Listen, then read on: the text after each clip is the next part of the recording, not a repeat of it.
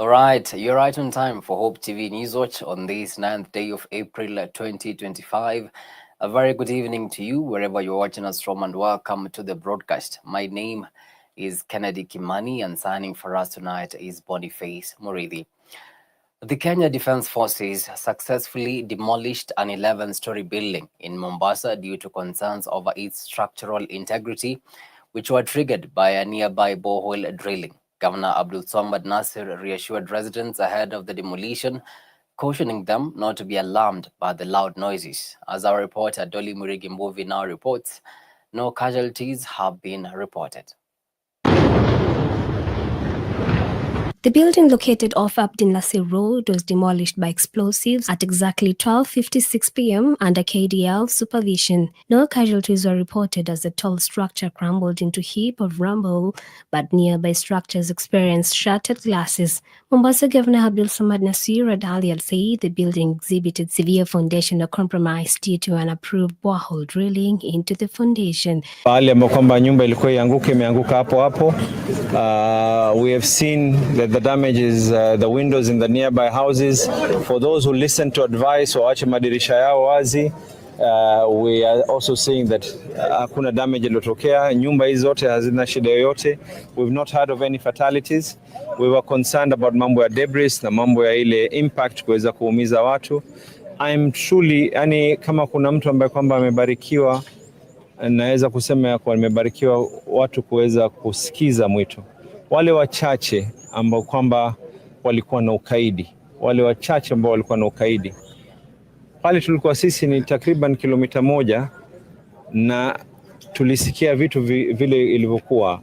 Sasa ilikuwa kuna wengine ndo wakasababisha tuweze kuchelewa.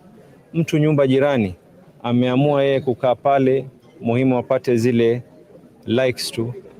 Nyumba jirani, it would not have been ideal tungelikuwa sahihi tunazungumzia mambo mengine. According to Governor Nasir, a technical assessment is currently in progress and the result will be communicated to the public in due time.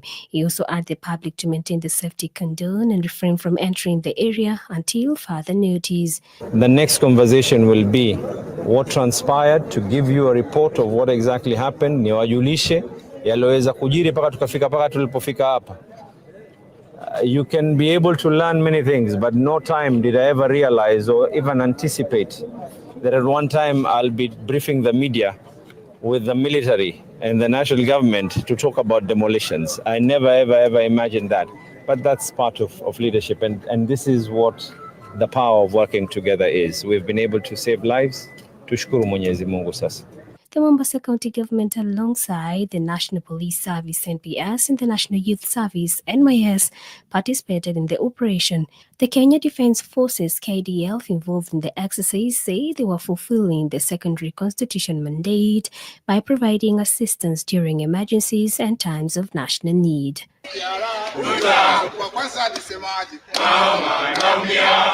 Dolly Murigimbuvi for Hope TV. Thank you so much, Dolly, for that report. Now, the government is urging citizens to stay vigilant and maintain cleanliness as it addresses a cholera outbreak that has claimed over 5 lives. Water purification tablets will be distributed to affected areas, with community health promoters educating the public on proper hygiene, including boiling water and frequent hand washing.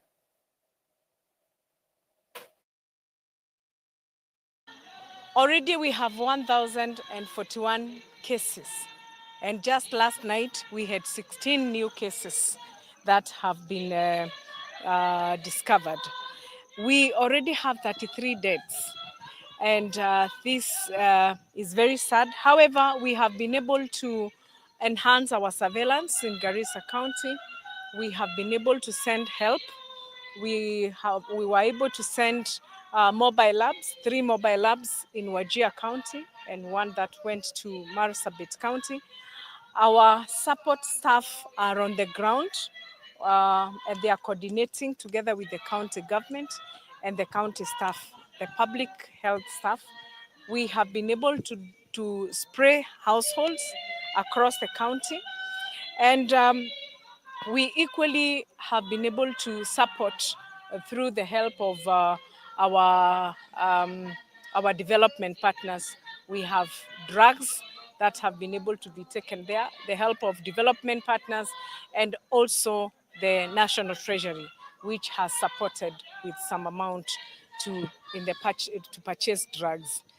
Wajir, with the equipment that they received today, makes the first county in Kenya to offer what we refer to as apheretic platelet services.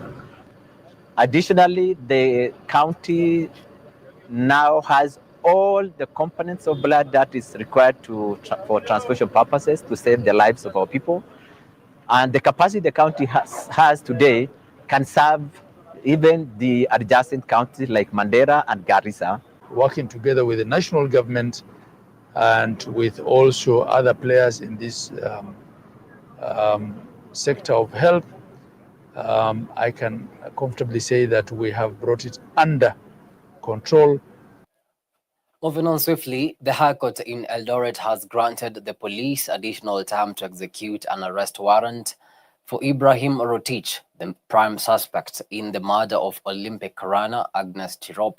Rotich, who is facing murder charges for Tirop's tragic death in 2021, failed to appear in court last week, prompting the court to issue the warrant. That is the OCS Eldoret Police Station and the DCI officer, Corporal Johnston Sanga. I formed the impression that absconding by the accused was as a result of some level of laxity by the officers concerned. Before the court makes any further orders or gives directions on the issue, I grant more time to the DCI in liaison with the OCS to enforce the warrants of arrest issued by this court.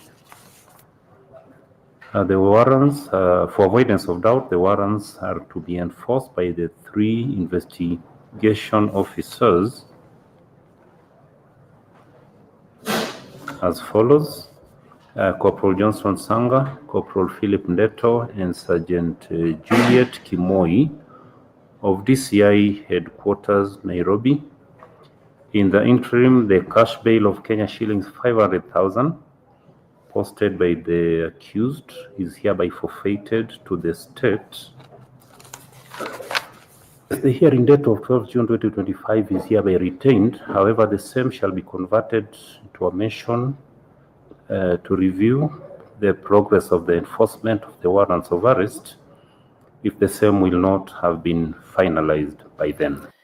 Away from that, and locals and border riders along the Kitale-Lodwar Highway in Kapenguria, West Pokot County, have raised concerns over speeding trucks, particularly those transporting clinker from the Sebit clinker factory, which have led to a rise in accidents. Speaking to the media in Kapenguria, the border riders say the accidents are causing injuries and fatalities. They have threatened to stage a major demonstration and block the road if the situation is not addressed promptly.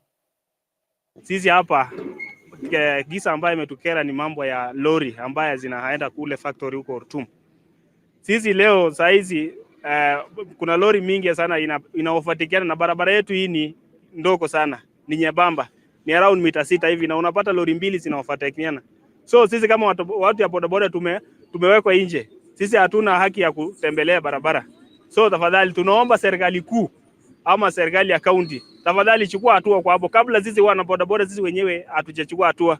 Sisi tutaamua kushika matawi na tufunge barabara. Tunakubali maendeleo ambayo inakuja kutusaidia hapa. Watoto wetu wengi wameandikwa.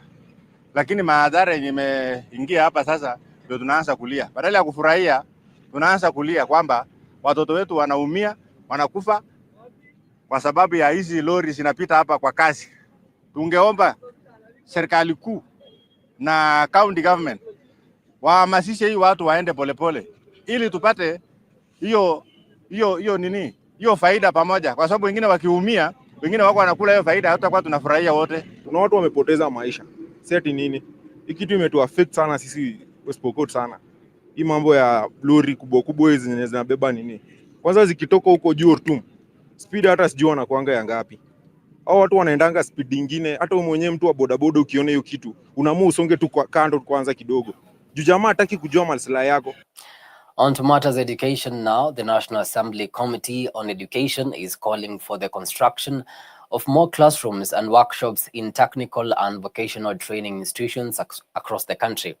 Committee Chairperson Julius Meli has highlighted that while students' enrollment in TVETs has surged, the facilities have not kept pace. Speaking during a fact-finding mission at the Eldoret National Polytechnic, Meli noted that many institutions are also facing a shortage of trainers.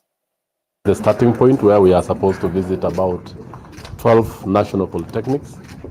We want to look at the progress in terms of budgetary implementation, in terms of how they are going out to their programs, and more importantly, how their programs are actually improving, especially the lives of the community within the polytechnics. And have now embraced TVET as a sector. Before, we used to have very few, and many Kenyans used to have a very low opinion of being a student of a polytechnic. It was seen as a place for failures. But as we speak now, about 300,000 students are in our polytechnics. That is from TVET to national polytechnics. As we speak, the population has increased. There is need for construction of classrooms, lecture theaters, workshops, and all this. That's why this committee is doing fact-finding. Areas where there is need, like the library, the 2,000 capacity library here, needs to be fast-tracked and be finished on time so that we can actually solve that particular issue. We also have auditoriums. We also have the issue of trainers. Last year, the government recruited 2,000. Here we have a shortage of 126 trainers who are employed by BOM. So we want to go this fact-finding so that when we are in Nairobi doing the budgeting, which is a few months away, we should be able to address those gaps and be able to make sure that the trainers, the resources are available on time, and therefore students are able to undertake their work quite well. Now, a group of former Standard Media Group employees have come forward to demand their rights, claiming they have been mistreated by the company and have not been paid their salaries for over 9 months. The workers are now calling on fellow Kenyans to support their cause as they plan peaceful demonstrations along Mombasa Road towards the Standard Media Group offices. Ianson Mungiria with more on this. A section of former Standard Media Group workers led by Nick Lusuri have submitted a letter to the police in preparation for peaceful demonstrations next week. Tuko hapa kusimama na wenzetu ambao ni wafanyakazi, ni wanahabari ambao wamedhulumiwa kwa miaka mingi, wafanyakazi wa shirika la Standard Group. They claim the media company has been making fake promises to them for more than 6 months to pay them their outstanding wages, but the promises have now turned into vain. And we are here to submit a notification for planned peaceful demonstrations next week on Tuesday, 15th of April, 2025, and Thursday, 17th of April, 2025, at Mombasa Road. The procession will move from Airtel roundabout to General Motors and back to Standard Group headquarters at their gates. And the reason for our demonstration is long-standing dues owed to former Standard Group employees that have not been remitted, despite numerous plans, several plans by Standard Group to remit the same. The Kenya Union of Journalists Secretary General Eric Oduor has condemned the Standard Media Group management, saying they fully back the peaceful protest. Our colleagues who are laid off by Standard Group, and the company lied to them that they are going to settle their dues, which they have not. And obviously this is in contravention of Employment Act that requires that when an employer terminates a contract on account of redundancy, the employer is supposed to compensate the employees affected. So this is clear violation of the rights of employees who are affected. And we are warning Standard that come Tuesday next week, we are going to paralyze operations of that company by way of a peaceful demonstration to push for the release of these dues. While addressing some of the challenges faced by these journalists, Odor has further urged Kenyans to avail themselves on Tuesday to support their fellow citizens fight for their denied rights. Familia zimevunjika kutokana na dhuluma hii ya Standard. Tunajiuliza, mbona wanyanyaswa na hao walifanya kazi? Mbona wasipewe haki yao? Kwa hivyo siku ya Jumanne tunatoa onyo kali kwa usimamizi wa Standard. Shughuli hapo zitasita, tutakuja kwa wingi na lazima pesa ambazo mnadaiwa na wafanyakazi wenu zilipwe, mulipe haki yao, na maisha yao yamesambaratika. Wengine wamepatwa msongo wa mawazo, wengine wanauguza magonjwa mbalimbali kwa sababu ya kusongwa na mawazo, na pia kuna wafanyakazi ambao wameaga dunia katika hali ya kuteseka, wameaga dunia bila kupata haki yao. Kwa kweli tunatoa wito Wakenya wote wajitokeze na kusimama na wenzetu hawa ambao wameteseka kwa kipindi kirefu. Reporting for Hope Newswatch, my name is Ianson Mungeria. Thank you so much, Ianson, for that report. Now it's exactly 16 minutes past the top of the hour. Time now for a short break, but immediately after I'll be back with the business and the sports news. Stick around.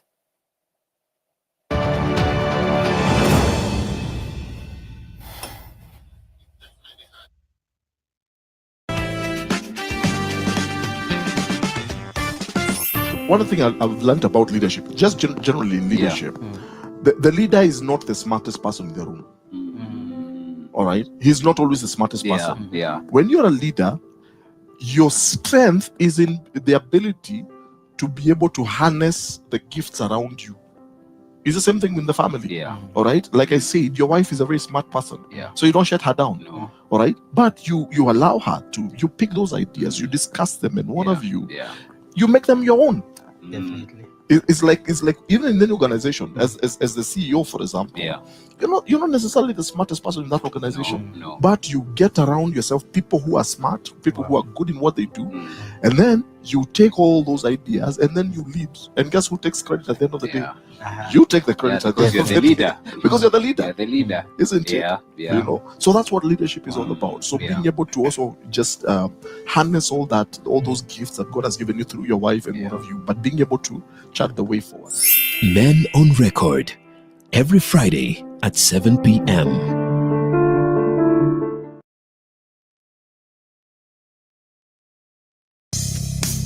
Welcome to the world of Hope Media, a media unit of Christ is the Answer Ministries that is committed to spreading the gospel of our Lord Jesus Christ through the transformative power of media. Hope Media is dedicated to utilizing various forms of media to spread the message of hope, love, and redemption to all people around the world.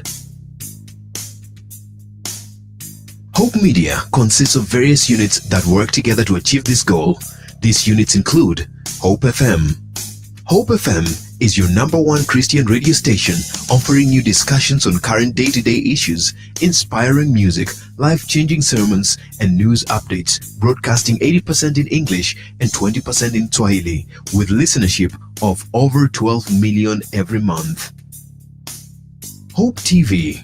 Hope TV programming is designed to inspire, educate, and challenge the viewer with wholesome content to reach various demographic groups, children, youth, and adults, both male and female, with viewership of over 24 million every month. Hope Recording Studios. Hope Recording Studios is a state-of-the-art recording facility that offers high-quality recording, mixing, and mastering services. It is designed to meet the needs of musicians, artists, and other creative professionals who require top-notch recording facilities. Hope Creative. At Hope Creatives, we believe that inspiring graphic design work doesn't just happen. It takes the right people with wild, out-of-the-box ideas committed to the same ideals, working together to make it happen. We listen, we learn, we brand. Hope Digital. Hope Digital is a creative digital unit within Hope Media. We are driven by a passion to creatively express ourselves while influencing you with the same creative energy in online spaces and beyond. At Hope Media, we believe that media can be a powerful tool for spreading the message of hope as well as grow your business through advertisements. And we do this with excellence. For more information regarding our services, please visit www.hopemediakenya.org or call us on 0709 861 180. Hope Media, we keep hope alive.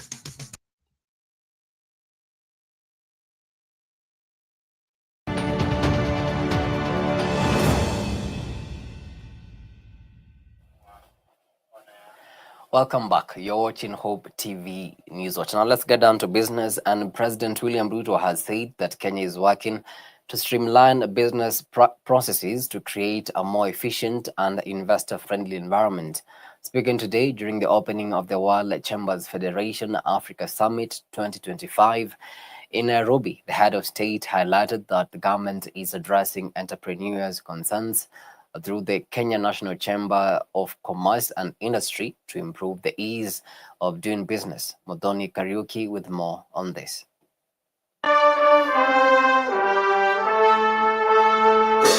The 2025 World Chamber Federation International Conference has officially kicked off in Nairobi, bringing together investors and business leaders from across Africa. Speaking during the opening of the summit in Nairobi on Wednesday, President William Ruto pointed out that the Kenya National Chambers of Commerce and Industry, with its presence in every county, has stood as a critical ally in Kenya's economic journey, saying that it offers a conducive environment for investment remains the government's commitment. Whether we look at Kenya or any other African country, the signs are clear. Africa's future is bright.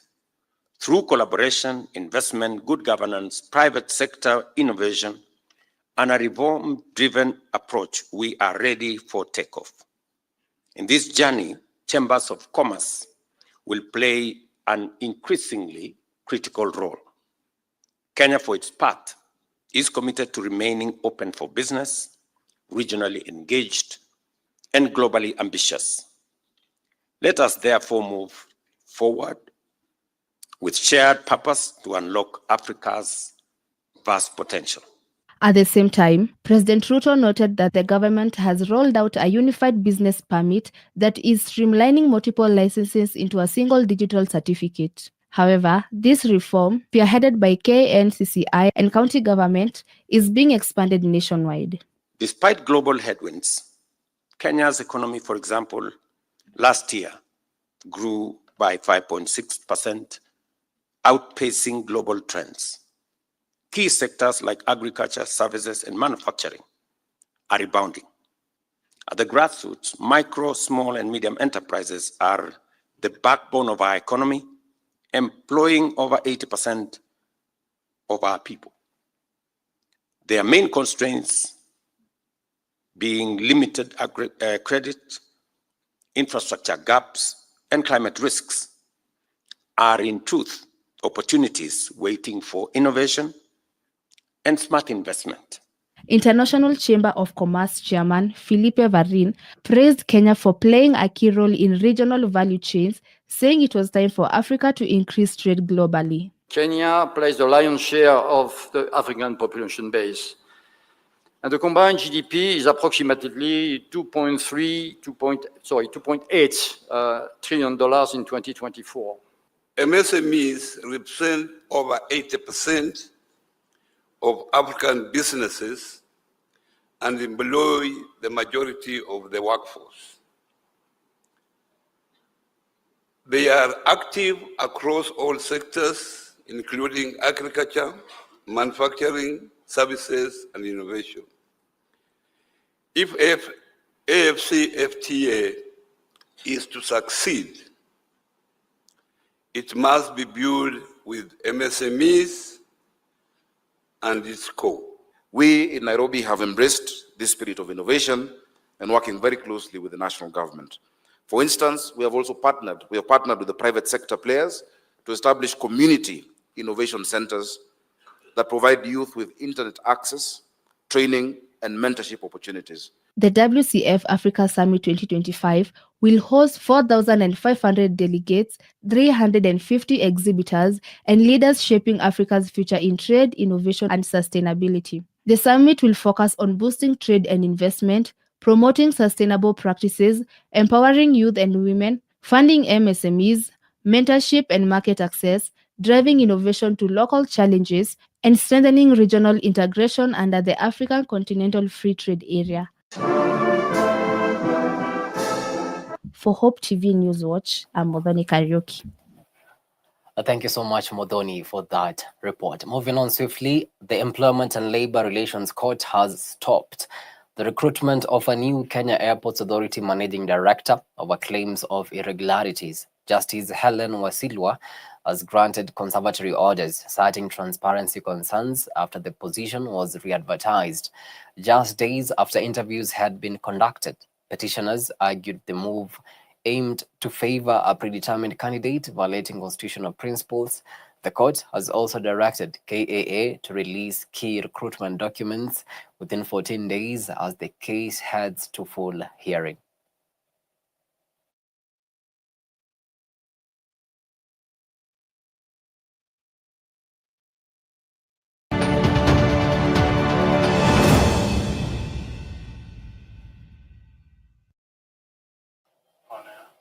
And to some sporting action now.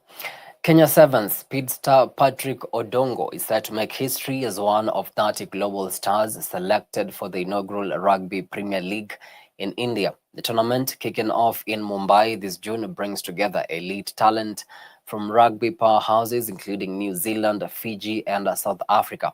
Odongo, a standard for Shujaa and Daystar University, will feature for Delhi Reds and rugby legend Tomasi Kama. His selection marks a major milestone for Kenyan rugby, showcasing the country's rising profile on the global stage.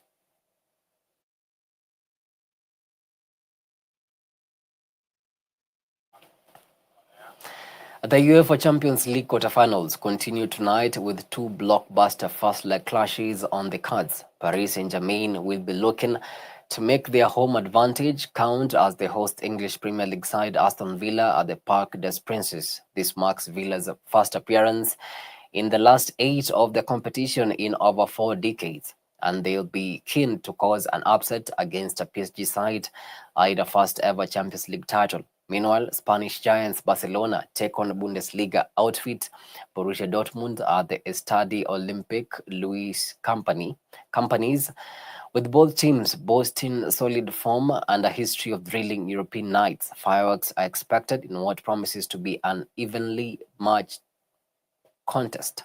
Kickoff for both matches is at 10 p.m. East African time.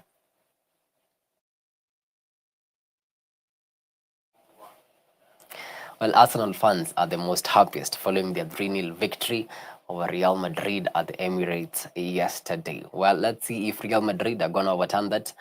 But Arsenal are really on fire in the Champions League this season. Well, with that, we come to the end of our news tonight. Many thanks to you for making time to watch Hope TV Newswatch. Really do appreciate the value of your time. On behalf of the amazing team that made this bulletin a success, have yourselves a blessed night. My name is Kennedy Kimani, and signing for us tonight has been Boniface Moredi.